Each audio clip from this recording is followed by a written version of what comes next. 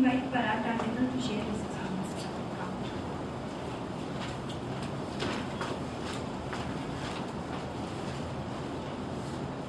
Good evening, everybody. Actually, speaking about Carl in the past tense, even after a year of his passing away, makes me a little uncomfortable. Some of our members have already said, he was, for us, at least for me, he was not a famous wildlife artist. He was more like a guide and a philosopher. And I think above all, a very good friend. Like Pankaj said, I've gone out birding with him n number of times. And I still remember, I used to live in Purvari then. So, come down on my bike to the Benjamin bus stand, and Carl would come in his 800, the trusted old 800, and I would be picked up from there, and then we would go to Badim, Karmali, or maybe Mondla, wherever.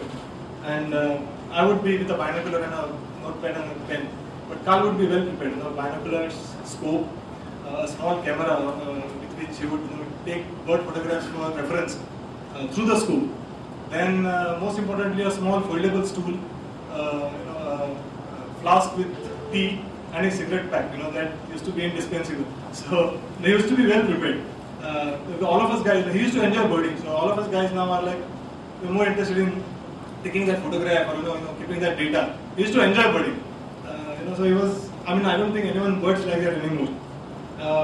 And by the time I was dropped back, I would be obviously enriched with knowledge, inspired, and above all, covered with dog hair. His vehicle would be full of dog hair. So I always used to complain to him. Carl tried teaching us taxidermy actually, but probably we turned out to be bad students. So during the lunch break, we used to sneak into Dr. Ferdy's clinic, and I think Pankaj spoke about the multimeter, but he forgot the thumbnail.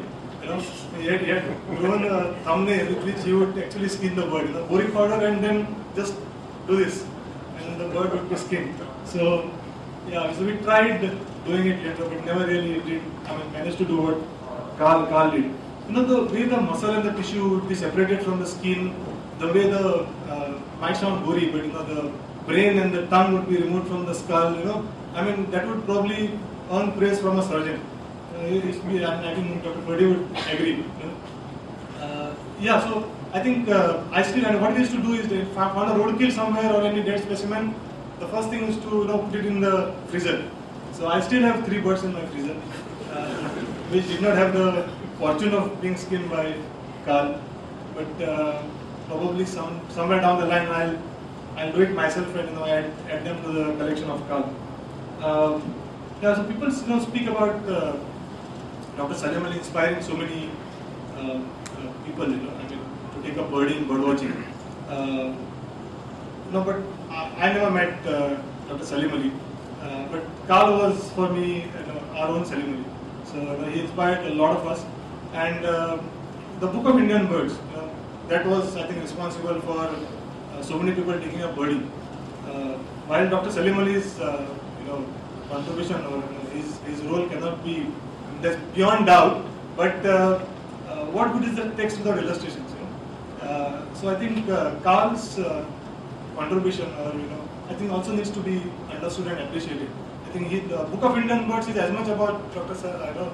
Carl as it is about Dr. Salim Ali.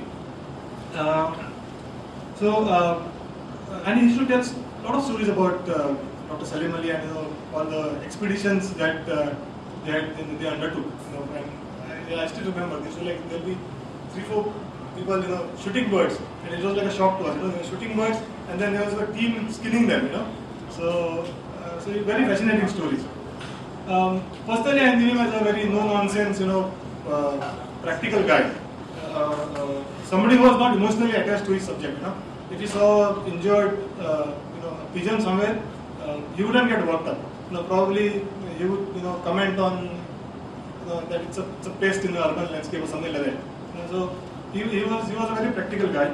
I think it was only once I remember that probably in that moment of weakness, I would say.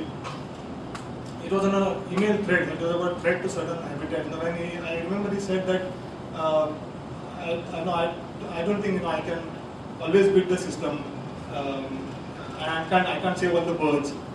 But I am doing this for myself because let me enjoy them till I can. But then immediately kind of sobered down and said, cheer up, guy. You don't get discouraged. So he was that kind of a guy. All of us, it was let's say a big void that he's left behind. All of us will miss him a lot. I consider myself lucky that he thought it fit that I should take over as the state coordinator of the IBCM. I'm not sure I've done justice to the responsibility given to me. His untimely loss, his passing away is a big loss to all the birding fraternity in the state and the country. And for many of us, it's a personal loss.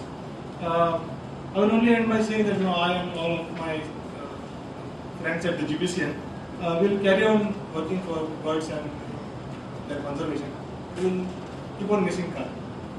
So thank you for your